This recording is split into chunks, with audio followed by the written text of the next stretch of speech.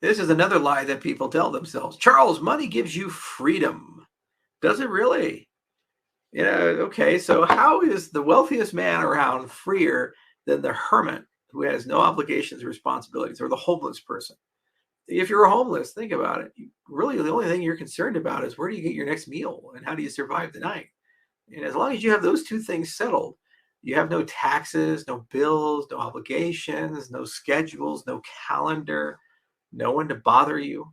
You just basically go anywhere you want, do anything you want. You wake up one day and say, if I have food today, I'm going to go to the library and just read any book, or go online and just surf Facebook all day, or whatever. You know, maybe that's freedom. I don't know. What's your definition of freedom? Because the more money you have, the more worries you have, the more things you have to worry about. You have all these assets you have to take care about. Buy a Lamborghini, you have to have insurance for it. Have to get a camera for it. Have to do all these things. Have to get on a maintenance cycle. Battery goes dead all the time. All these things.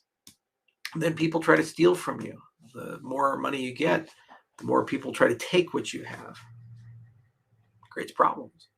You see, so this is the lies that people tell themselves. If I get to this point, everything will be better.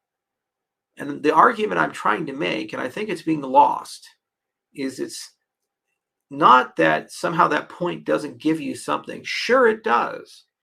It's that if you are saying to yourself that every step along the way, regardless of what I have to do and the hell I have to go through and the unhappiness that I inflict on myself and others, is all justified because when I get to that point, life starts.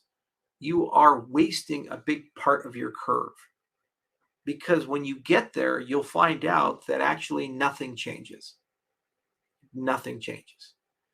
You'll have a huge high the minute you get the things that you've been sacrificing for, but then you wake up the day after and you say, what next?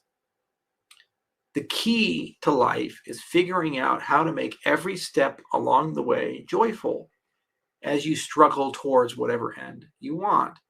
That's the key. You have to figure that out. And also do so in a way that doesn't destroy the relationships of the people around you.